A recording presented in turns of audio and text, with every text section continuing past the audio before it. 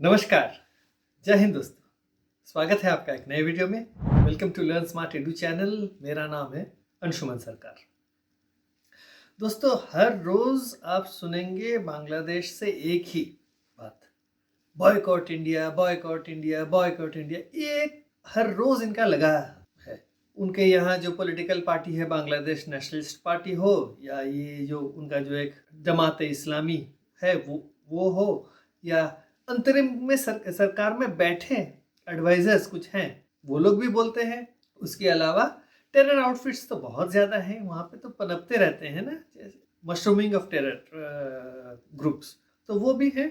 वहाँ से लेके सड़कों पे जो रिक्शा वाले हैं वो तक क्या बोलते हैं, बॉयकॉट इंडिया, बॉयकॉट इंडिया। बड़ा शौक चढ़ा है ना बॉयकॉट इंडिया का। इंडिया जब अपनी हरकत पे उतर आएगा ना, तब पता चलेगा। तो आज हम बात करेंगे इस टॉपिक पे कि बॉयकॉट इंडिया से उनके ऊपर क्या हो सकता है एक्शन, और इंडिया अगर हरकत पे उतर आया है तो क्या होगा बांग्लादेश का। आगे बढ़ने से पहले अगर आप लोगों ने चैनल को सब्सक्राइब नहीं किया है तो चैनल को जरूर सब्सक्राइब करें और वीडियो को अंत तक देखें, क्योंकि इसमें मैं बहुत सारी चीजें बताऊंगा जो आपको बिल्कुल अलग लगेगा। तो वीडियो को अंत तक देखिए, और अगर वीडियो अच्छा लगे तो वीडियो को लाइक जरूर करें। तो चलिए आगे बढ़ते हैं। दोस्तों, जब मोहम्मद यूनिस साहब जब यहाँ बांग्लादेश के भीतर जब रेवोल्यूशन चल रहा था, प्रोटेस्ट चल रहे थे, रेवोल्यूशन तो मैं नहीं बोलूँगा, प्रोटेस्ट चल रहे थे, तो फ्रांस में बैठे यूनिस साहब क्या बोल रहे थे, उन्होंने कहा था, मुझे याद है आज भी, उसका कोट था कि hurts when India calls protests internal affair of Bangladesh. उन्होंने आज तक मुझे याद है उन्होंने ये बात कही थी। उन्होंने कहा था कि absence of democracy in Bangladesh, उन्होंने कहा था कि इससे क्या होगा, इससे होगा कि टर्मोइल होगा, टर्मोइल होने के बाद स्पिल ओवर होगा, मतलब भारत के ऊपर भी इसका असर हो सकता है, जो बांग्लादेश में स्थिति तब था। उन्होंने ये बात कही थी। फिर उनको राजगद्दी मिल गई, चीफ एडवाइजर बन गए इंटरिम गवर्नमेंट का। उसके बाद क्या हुआ, उसके बाद उनका जो है रंग बदल गया, बिल्कुल बदल गया। उन्होंने पहले हरकत क्या की, उन्होंने पहले हरकत ये की कि जमात के ऊपर से बैन हटा दिया, जेलों से टेररिस्ट्स को छोड़ दिया। वो अंसरुल्लाह बंगला टीम का जो एक टेररिस्ट था, अल कायदा का एफिलिएट है वो, उसका नाम है जशीमुद्दीन रहमानी, उसको पहले छोड़ा। वो जो आदमी है वो अल कायदा का नेटवर्क चलाता है बांग्लादेश के भीतर, और इंडिया के अगेंस्ट वो टेरर एक्ट्स करता है। उसका एक शागिर्द है वो, जो कि इंडिया को हैंडल करता है, इंडिया के स्लीपर सेल्स को हैंडल करता है। शेरपुर जेल तुड़वा के 500 कैदियों को उन लोगों ने भगाया था, और इसमें मोहम्मद यूनिस साहब ने कुछ नहीं कहा, छोड़िए वो बात। अब उन्होंने ये सारी हरकतें, जब प्रोटेस्ट चल रहे थे एक बात बोला था उन्होंने, उसके बाद क्या हुआ, उन्होंने अभी जो कि एंटी भारत, मतलब भारत विरोधी हरकतें हैं, उन सारी चीजों को उन्होंने आग देना शुरू कर दिया। तो हुआ क्या ना, उसके चलते क्या हुआ, हिंदुओं पे अत्याचार हो गए। जब हिंदुओं पे अत्याचार हुआ तो वो चुप रहे। उन्होंने, जब भारत ने आवाज उठाई तो उन्होंने क्या कहा, उन्होंने कहा कि ये तो बांग्लादेश का अंदरूनी मामला है, आप लोग क्यों बात कर रहे हो। जब प्रोटेस्ट चल रहे थे उन्होंने कहा था कि भारत क्यों चुप है। अब जब भारत बोल रहा है ये तो बांग्लादेश का अंदरूनी मामला है, आप क्यों बोल रहे हो। दोगलापन देखिए इस आदमी का। उसके बाद क्या हुआ, जब इजराइल जब फलस्तीन पे बम्बिंग कर रहा था, खड़े हो गए कि इजराइल ये गलत कर रहा है, पैलेस्टीन के साथ हम खड़े हैं। भाई, हजारों किलोमीटर दूर जब पैलेस्टीन के ऊपर अटैक कर रहा है इजराइल, तुम्हारे छाती में दर्द हो रहा है, और हमारे बगल में ही हमारे हिंदू मारे काटे जा रहे हैं, हमें कुछ हमें हमारे हक को दर्द नहीं होगा हिंदुओं को, और हम नहीं बोलेंगे। तो इसी तरह से क्या है, उन्होंने एक, हालांकि उन्होंने खुद से कुछ नहीं कहा है, उन्होंने एक एंटी इंडिया सेंटिमेंट्स को जो है उन्होंने आग देना शुरू कर दिया है। फिर आगे चल के क्या हुआ, बांग्लादेश नेशनलिस्ट पार्टी, जमात इस्लामी, सारे लोग सड़कों पे उतर के आ गए, और बॉयकॉट इंडिया, इंडिया आउट वगैरह वगैरह पोस्टर वगैरह पकड़ के हर रोज प्रोटेस्ट, वो ये हो वो हो, और हिंदुओं पे अत्याचार होना शुरू हो गया है। अब देखिए, भारत का सहनशील बहुत है, भारत बहुत टॉलरेंस लेवल है। भारत ने कुछ नहीं कहा, अभी तक कुछ नहीं कहा है। हिंदुओं पे अत्याचार हो रहा है, भारत ने कहा है कि भाई देखिए आप लोग हिंदुओं को प्रोटेक्शन दीजिए। लेकिन बॉयकॉट इंडिया, बॉयकॉट इंडिया, हर रोज आप देखेंगे कि ये बात चल रही है। लेकिन बांग्लादेश को भी समझना चाहिए, और जो लोग वहाँ सड़कों पे उतर के ये बात कर रहे हैं, मैं उनको बोल रहा हूँ कि बांग्लादेश जो कर रहा है, अगर इंडिया अगर बोलेगा कल सुबह कि बॉयकॉट बांग्लादेश, उसका परिणाम क्या होगा आप लोगों को पता नहीं है। तो आज मैं बताता हूँ आपका एग्जैक्टली क्या हो सकता है। दोस्तों, आज के डेट में बांग्लादेश जो है भारत का जो है साउथ एशिया में सबसे बड़ा ट्रेड उनके साथ होता है भारत का। अगर हम देखेंगे साउथ एशिया की बात अगर हम करेंगे तो पहले पाकिस्तान हुआ करता था, फिर अब पाकिस्तान से कोई ट्रेड है नहीं भारत का, तो अब बांग्लादेश के साथ सबसे बड़ा ट्रेड हमारा होता है। क्यों होता है मैं बता रहा हूँ आपको। बांग्लादेश का जो पॉपुलेशन है, पाकिस्तान का पॉपुलेशन है करीबन 25 करोड़, बांग्लादेश का पॉपुलेशन है करीबन 17-18 करोड़। उसके बाद आता है आपका नेपाल, करीबन 2 करोड़ 95 लाख लोग हैं। उसके बाद श्रीलंका 2 करोड़ 50 लाख के करीब है उनके यहाँ पॉपुलेशन। फिर हम करेंगे भूटान की बात तो 7 लाख की है, मालदीव तो 5 लाख। तो साउथ एशिया में अब सबसे बड़ा देश कौन रहा? पाकिस्तान को छोड़ दीजिए, पाकिस्तान के साथ ट्रेड नहीं है, बांग्लादेश है। तो बांग्लादेश में 17 करोड़ लोग रहते हैं, तो ट्रेड इसीलिए बड़ा है। ट्रेड का जो अनुमानिक पिछले साल 2022-23 में उनके साथ ट्रेड हुआ था करीबन 18-19 बिलियन डॉलर्स का। तो करीबन 16 बिलियन डॉलर्स का उन्होंने खरीदा है सामान भारत से। बेसिकली वो सामान क्या खरीदते हैं भारत से? बेसिकली सामान खरीदते हैं एग्रीकल्चरल प्रोडक्ट्स। एग्रीकल्चरल प्रोडक्ट्स में क्या जाता है? जाता है प्याज, जाता है आलू, जाता है टमाटर, जाता है आपके लहसुन, अदरक और दूसरे जो वेजिटेबल्स है जैसे कि फूल गोभी, बंदा गोभी, बीन्स, मटर वगैरह वगैरह, गाजर, बीट, जो भी आप बोल सकते हैं, सारी एग्रीकल्चर सारे प्रोडक्ट्स भारत से ही जाते हैं। वो एक हो गया। फिर पोल्ट्री प्रोडक्ट्स में क्या जाता है? पोल्ट्री प्रोडक्ट्स में जाता है आपके चूजे, वो लेके जाते हैं वहाँ पोल्ट्री के लिए। वो करते हैं क्यों ना, वो लोग चिकन वगैरह बहुत ज़्यादा खाते हैं।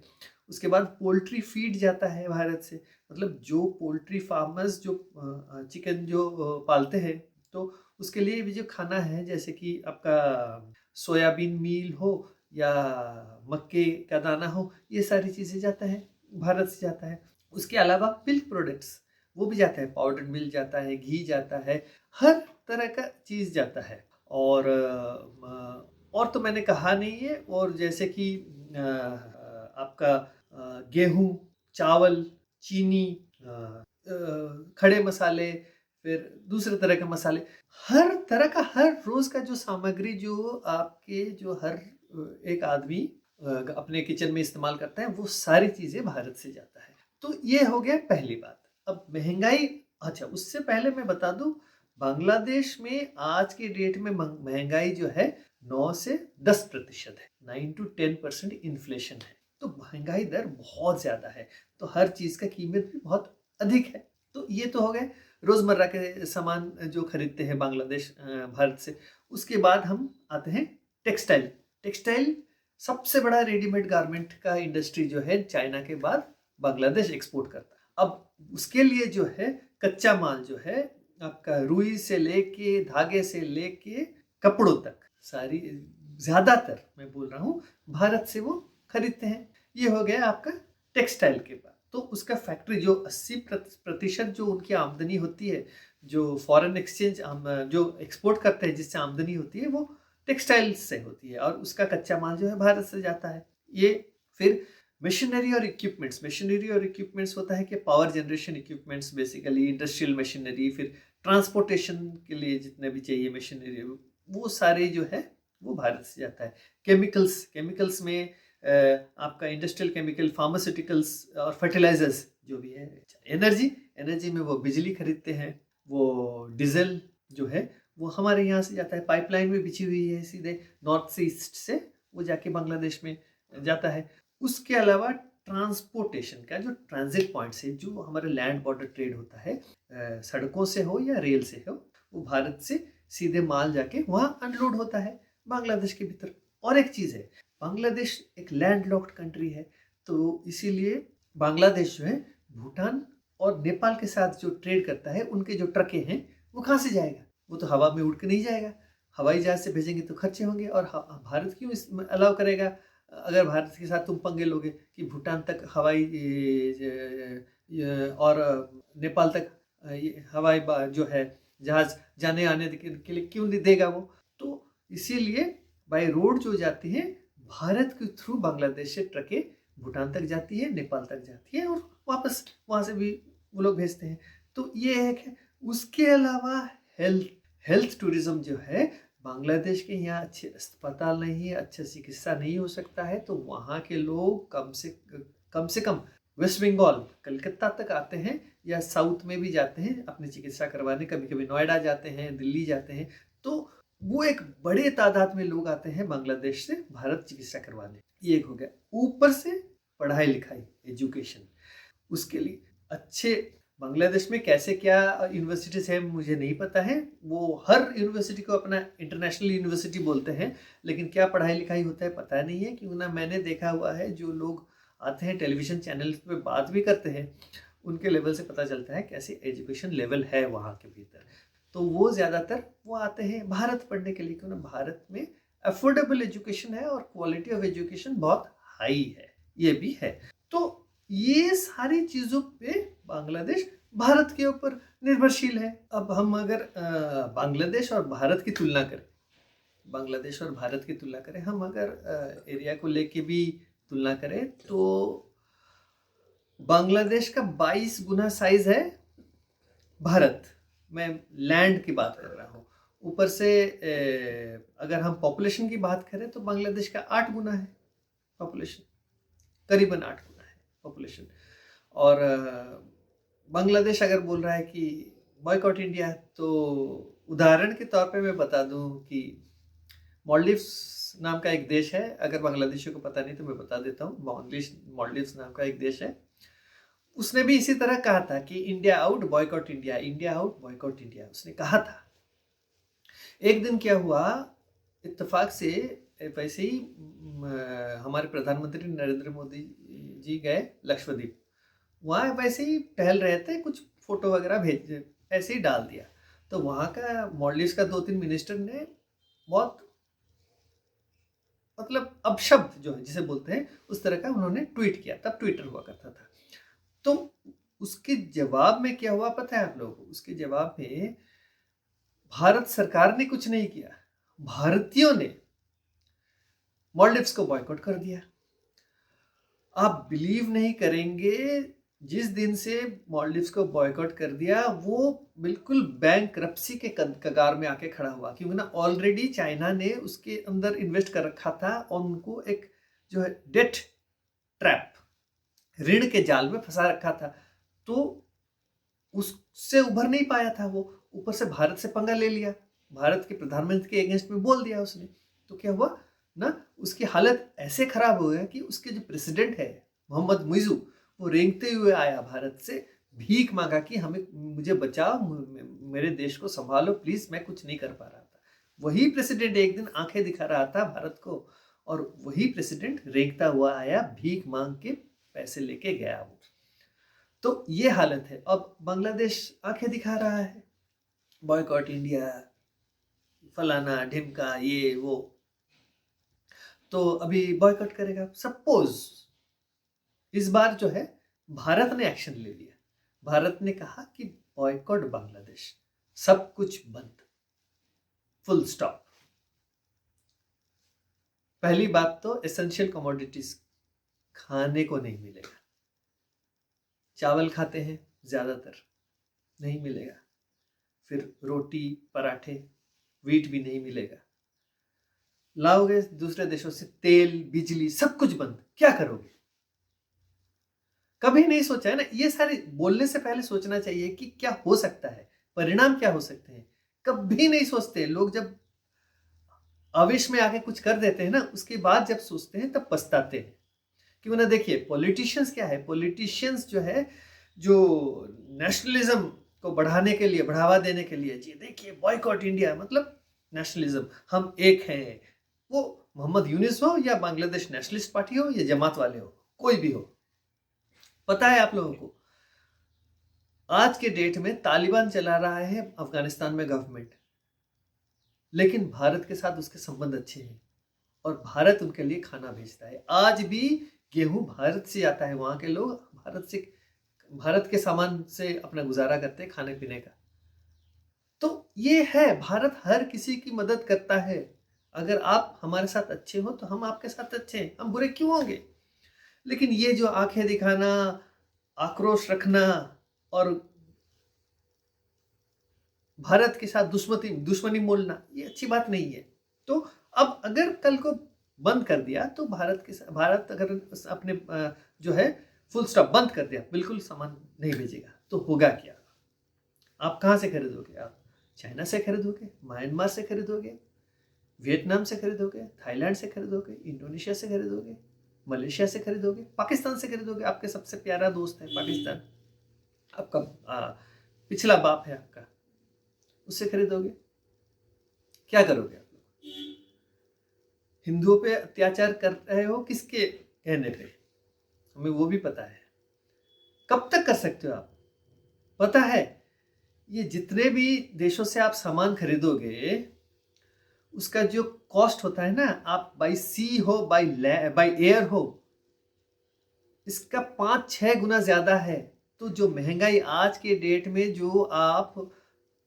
जो अंडे 110 रुपए डजन खाते हो ना, 220 रुपए डजन खाओगे। जो 100 रुपए किलो आलू खाते हो, 200 रुपए के खाओगे। आज के डेट में पाकिस्तान का पता है आपका क्या है? पाकिस्तान में दूध का लीटर है 320,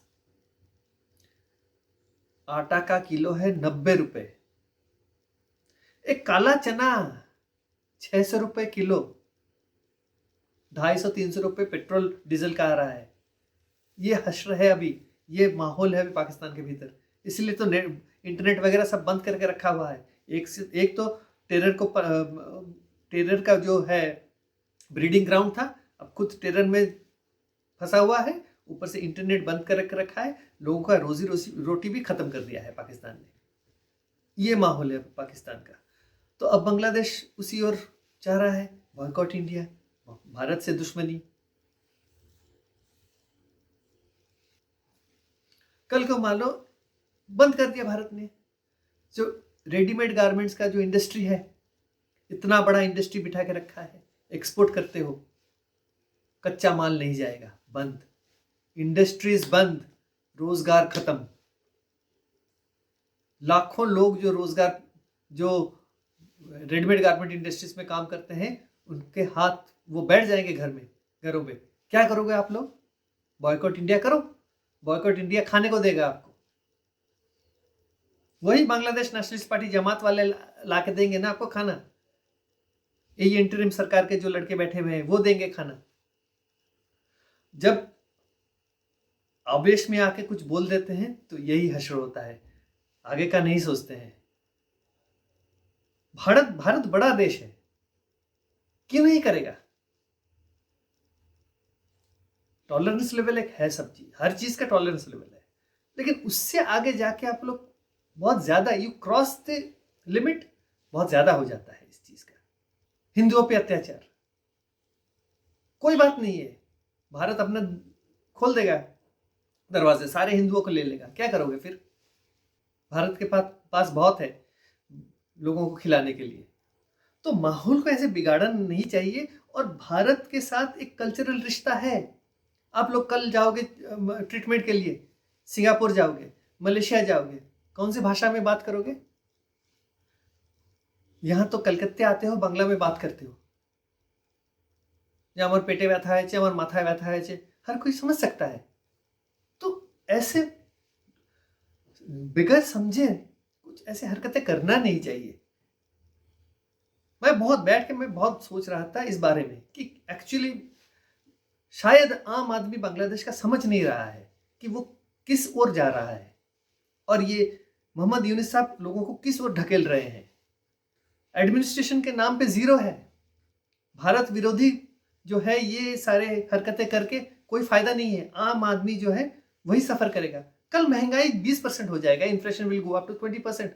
पाकिस्तान के जो जितने दाम है ना, उससे डबल दाम हो जाएगा बांग्लादेश में। वैसे भी लैंडलॉक्ड कंट्री है, कोई चाइना नहीं आएगा बचाने के लिए, ना आएगा अमेरिका। वो अपना जो है संभाल लेंगे, क्यों ना, उनको कोई फर्क नहीं पड़ता है उनके यहाँ। दे डू जियो पॉलिटिक्स, उनका पॉलिटिक्स ग्लोबल है, कौन कितना पावरफुल है, इसलिए वो ये सब कर रहे हैं बांग्लादेश को मोहरा बना के। तो दोस्तों, इसी के साथ मैं इस वीडियो को यहीं समाप्त करता हूं। अगर वीडियो आपको अच्छा लगा है तो वीडियो को ज़रूर लाइक करें, और अगर आपने चैनल को सब्सक्राइब नहीं किया है तो चैनल को ज़रूर सब्सक्राइब करें। तो अगले वीडियो तक नमस्कार।